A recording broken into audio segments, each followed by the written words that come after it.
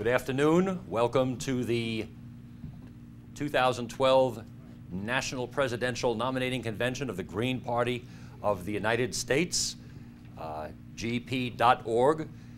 My name is Scott McLarty. I am the National Media Coordinator for the party. The other National Media Coordinator is Starlene Rankin. I want to introduce her. And if you have any questions at all during this weekend, please talk to one of us. We can help you out. We're about to begin an introductory press conference for the convention right now, and I'll tell you very quickly about the upcoming press conferences. Tomorrow morning, 9 a.m., we'll have a press conference in this same room here featuring Green candidates running for state and local office. And then at 11 a.m., we will have a press conference featuring Green candidates who are running for the U.S. House and Senate.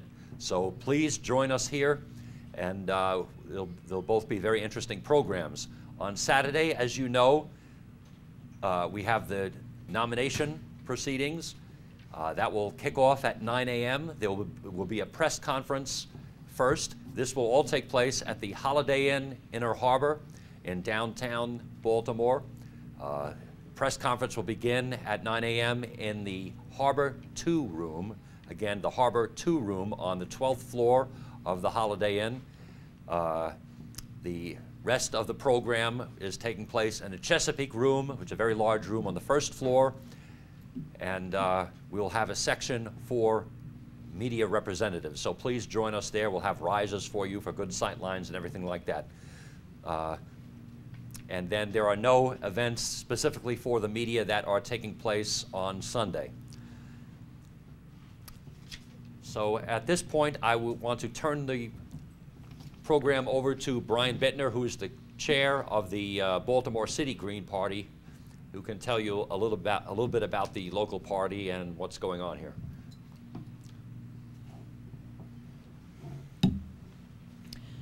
Thank you, Scott. As Scott mentioned, my name is Brian Bittner. I'm the chair of the Baltimore City Green Party and the local coordinator for the convention here. And on behalf of the Baltimore City Green Party and the Maryland Green Party, we're thrilled to have the media and all of our delegates from across the country here. We hope that you enjoy your time in Baltimore, that everybody gets to learn and share a lot, that we nominate a candidate for President of the United States, and everybody has a great time.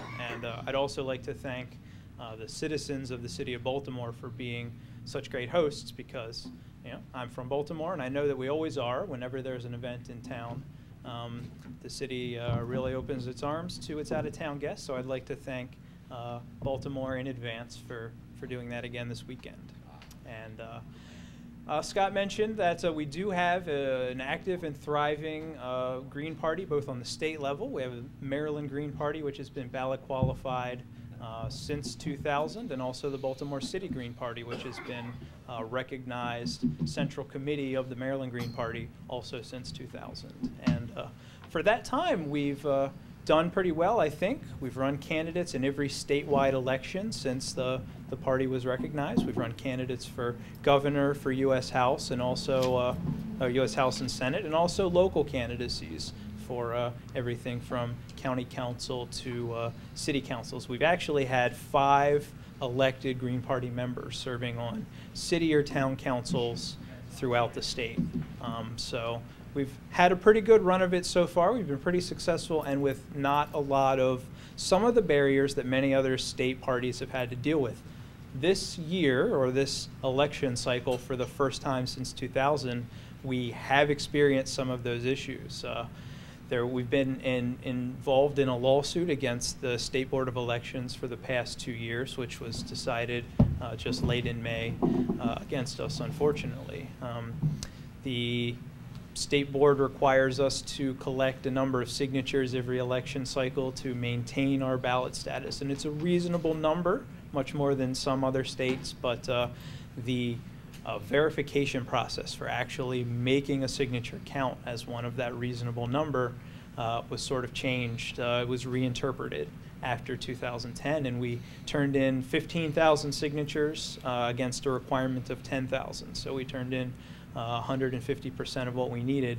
Ended up getting the majority of those 15,000 signatures rejected by the state for simple reasons like filling a name out as Jim instead of James, or as Liz instead of Elizabeth, or even using James as is written on your voter registration card, but not including a middle initial.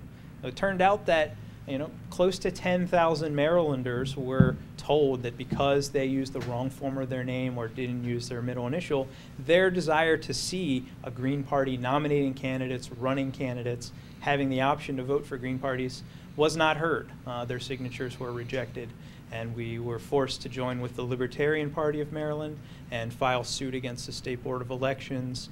We won the case in the circuit court, but ended up losing the state's appeal in the state's highest court.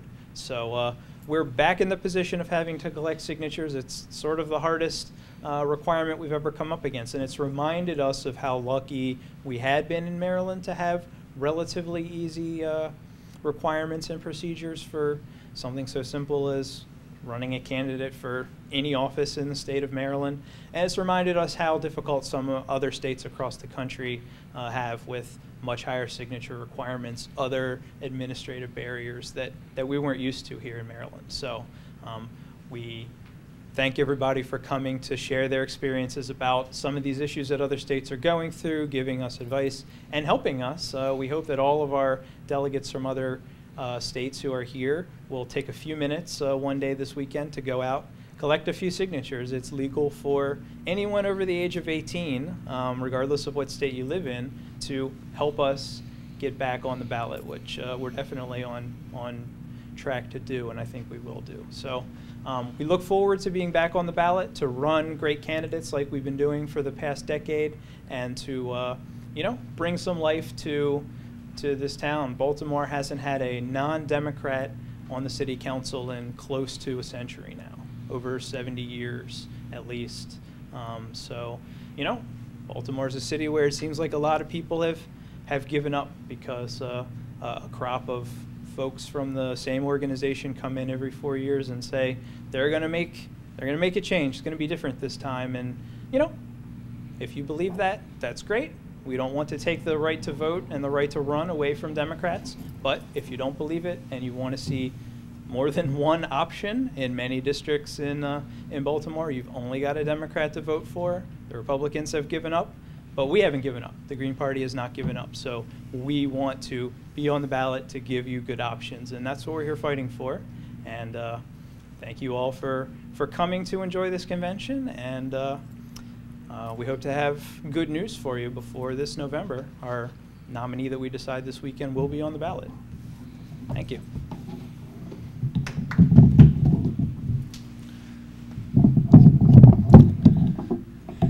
Our annual national meetings and our conventions are the work of one of our most important committees, the Annual National Meeting Committee. And one of the co-chairs is with us, Hilary Kane.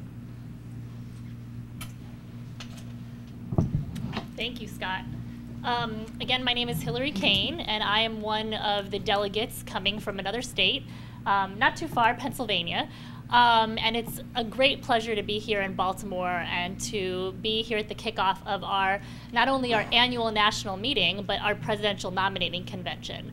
One of the things that makes the Green Party unique is that we actually have an annual gathering every year, to be a little redundant.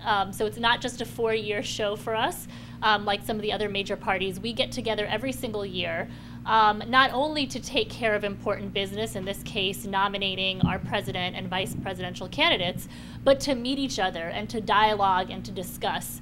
Some of the issues that Brian talked about with ballot access are faced by many states around the country, Pennsylvania included. We have some pretty bad ballot access laws that are equally onerous. And so it really helps for us to get together and compare notes and share best practices and lessons learned. So at this convention, we have a variety of activities.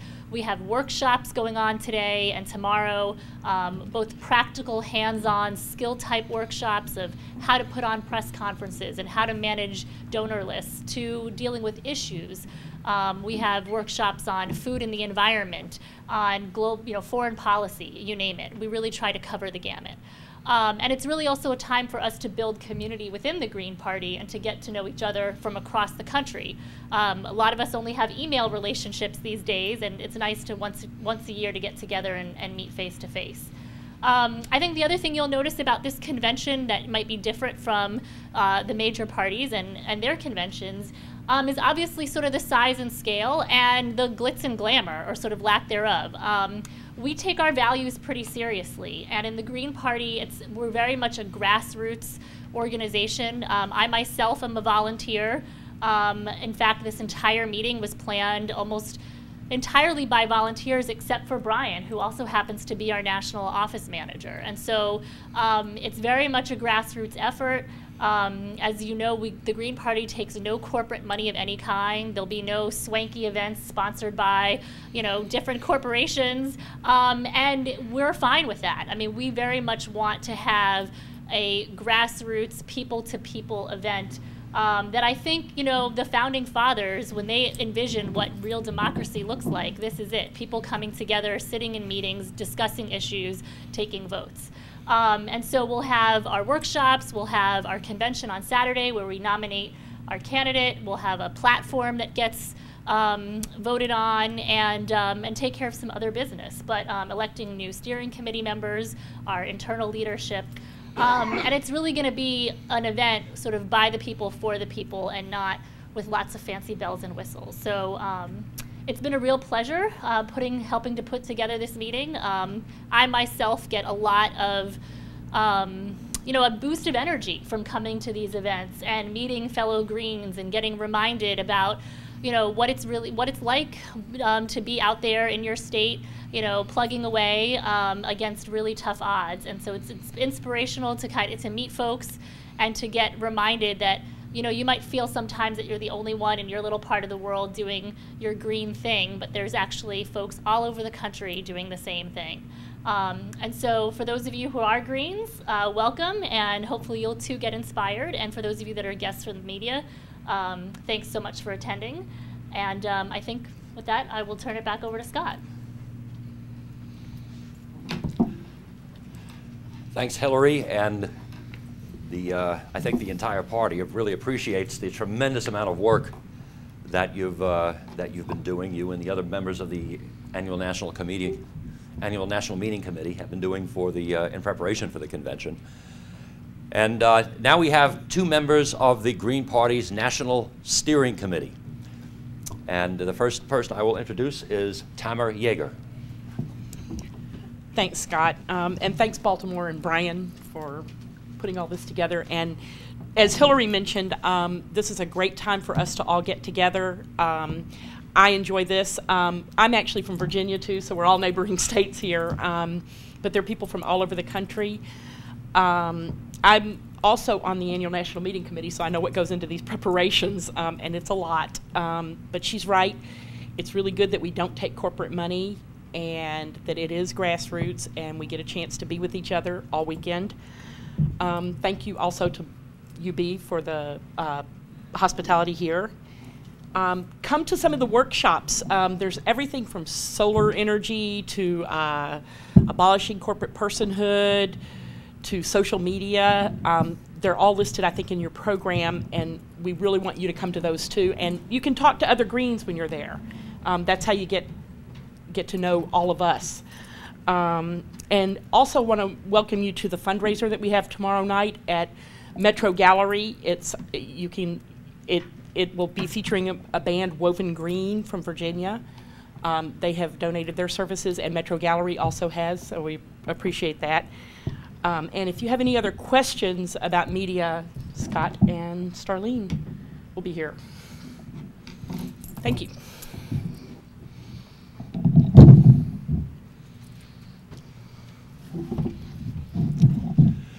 And one other event I should also mention, to which members of the news media are invited, is a reception this evening, 7 to 8:30 p.m. That will feature international Greens, hosted by the Green Party's International Committee. And we have several interesting people there, including Dr. Joachim Denkinger, Deputy Secretary General of the Greens in the European Parliament, Toussaint Invi from Benin, Rick Leckinger from New Zealand, and Kelly Yen from Taiwan. And this is a reminder that there are Green parties existing on countries pretty much on every continent except Antarctica, and some of them are doing quite well. They are represented in national legislatures with very well-known national leaders. The next person who will speak from the steering committee is Daryl Moke. You go, Daryl. Thank you, Scott. Again, thank you all for being here. The Green Party is a party that is dedicated to making sure that policies and legislation and the work that's needed for our communities is brought from the grass up, and that we are beginning to take back the nature of our country and the work that we're doing, that we are committed to seeing that the 10 key values and our 4 pillars are enacted and brought into legislation so that we can be responsible. It isn't just about being responsible for the environment, but it's also about being responsible for each other. It's great that we want to create an environment where we can live, but we also want to create an environment where we're going to be able to sustain that life and sustain life on the planet. And so our Green Party has infused itself in the way in which we work and the way in which we operate with this concept of ecological wisdom in many ways. And it allows us to use that philosophy and that framework at every step of what we're doing. So when you're talking about legislation, how is this legislation going to affect us, and how does it ripple out beyond just the immediate folks that are here? Which is one of the reasons why corporate donations are challenged and are not accepted, because we want to make sure that the purity of what we're trying to accomplish and what we're trying to do is contained for the people and by the people. Not so much that those with particular interests can make sure that their interests are served only. The only interests that we want to see served are the interests that are important for everyday people, the interests that are important for folks that are struggling, folks that are challenging. We have candidates that have been running for our presidential nomination that have talked about a variety of ways in which we can get America back on track. But it isn't just about getting America back on track. It's also about getting our relationship with the global world back on track. That we are not in this by ourselves, and we cannot be the police of the world, and we cannot solve all the problems on our own. We didn't create all the problems on our own, although we may have a big hand in creating a lot of them that are out there. But we believe that the way in which we do this work means that we have to be in this together. It means that we have to come up with ways that allow for a diversity of opinions and a diversity of ideas to germinate and come to life and come to fruition, and then we will collectively set an agenda that helps move our country forward and move people forward. We want to make sure that there are folks who are able to take care of themselves and their families, to stay in their homes, that they can eat, that they can not have to choose between medication and food. We want to make sure that our children have good schools and that the schools serve the communities that we live in. We want to make sure that the folks that are elected to represent are actually representing the needs of the people and not necessarily just the needs of the people who can give them the most money. So we are most concerned with making sure that everything that we're doing and everything that's happening in the country is being done for the growth and development of the collective body and not individuals. And so in that vein, we gather annually, as was mentioned earlier. Tom Jaeger, who is the co-chair of the PCSC, which is the Presidential Presidential Campaign Support Committee. I'm sorry, we have a lot of acronyms all over the place. And they are the ones that help to vet those that want to be candidates for the presidency of the United States of America, and then their vice presidential nominee that comes along with that. So we're very excited about that work. We take this work very seriously. And I think that the most important thing, if you don't take anything else out of the press conferences and out of this weekend, is that this is very serious. We're not playing at politics. We are very concerned about the impact of the political world on our day-to-day lives now and in the future. And so we are in this because we are the alternative. We're in this because we are saying to folks, wherever your political spectrum may have fallen, there's time for a change, and we represent the opportunity for a new change and a new tomorrow. Thank you. Sure. You last month reported that Romney raised over $100 million. Now, obviously, he's going to use that money for advertising to get his name out. Now, you people collect corporate money, it's a mom and pop operation to collect money. How do you expect to compete with that and get your name known? I think that's a very legitimate question. And there are a variety of answers to that question. My answer to that question, which may not be a standard party answer to that question, is that it is incumbent upon us to do the work at the local level, because all politics is local. And so if we go into the local communities and spread the word and we present a option for folks, then and convince people. Here's the challenge with the issue of the money is that money does not vote. People go into the booths and people vote. And people have a choice. And unless we give them viable choices, they will only vote for the people that they got the most literature from. Right? So if we work very hard to bring that message forward, to share a plan that can work if we work it, then folks will make a choice to vote their conscience and vote for what they believe and not for the least of the two evils that may be out there or the least of the many evils that may be out there. So it takes a lot of work. It takes a lot of organizing. It takes a lot of on-the-ground movement. It takes a lot of media. And the more access we get to media, to folks like you, the more we appreciate that. And the more we build a better relationship with you, the more you're able to carry our message to the people that are listening and are relying on you for good information. Let me Thank you. take it from here. Oops, I'm sorry. At this point, why don't we do a formal question and answer period? And if anybody has questions. Jill Stein is going to be a nominee for the President of the United States. Yes. Well, what's realistic? What's your chance of becoming president? Her chances of becoming president? She's running for president. What's your chance of becoming president? Her chances of becoming president are pretty low. Her chances of building the Green Party, on the other hand, are pretty strong. So she's like a rung in the ladder to come to the top. In a sense, yes. She is out in front of the public. She is representing what we stand for. She shows people what a green president would look like. And she talks about the things that we talk about. There are a whole list of issues that are not going to get talked about by Mitt Romney and Barack Obama, but green candidates are going to talk about, and she's going to take the lead on that. And of course, she's going to build our state and local parties and promote our state and local candidates as well. And in that sense, she performs a tremendously valuable service to the party, and I think to the public, to let people know that there are options outside of the Democratic and Republican parties.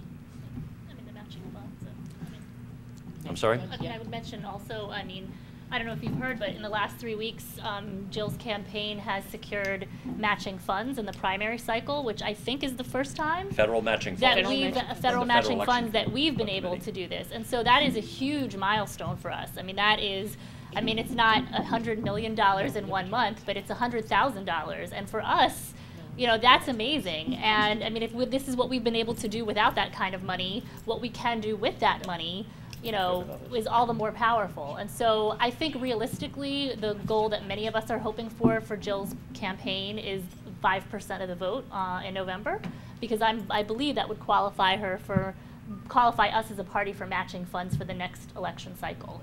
So it is about growing one step at a time, and the journey of 1,000 miles begins with one step, as they say. But so far she's really on the right path to really taking us to that next level. Is she the first what? Is she the first step? No, she's not she's not our first presidential candidate. So, we've obviously been running for years. I came into the party in 2000 when Ralph Nader ran, and there are people. No, but he nonetheless ran on the green ticket and attracted lots of new energy into the party, myself included. And I know there are people in this room who have been in the Green Party for longer than that. But every person that we run brings in new energy and new blood, and those people, stick with it and grow. That's how it starts. So. Let me suggest something else also in answering. I want to get up. Yeah, sure.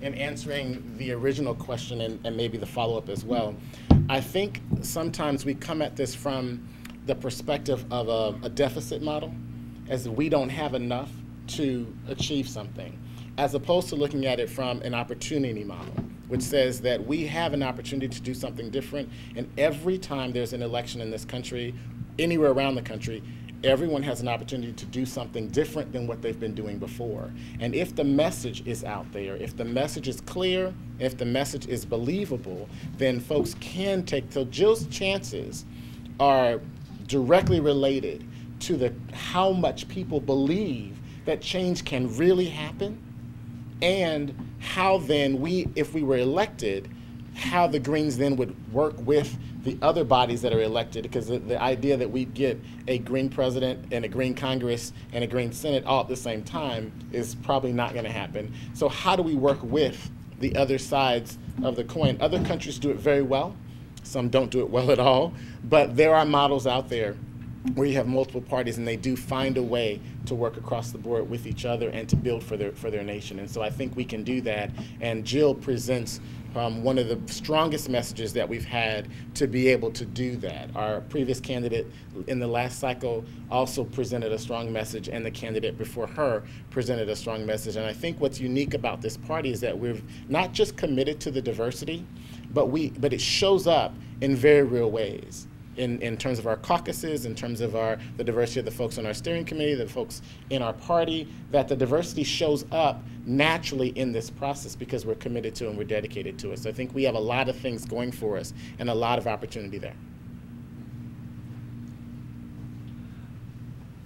I guess we can sum this up as saying that if you came here for a $1,000 a plate dinner, campaign dinner for any of our candidates, you came to the wrong place. No, we'll figure that out. We'll make it happen. Any more questions? Yes, sir.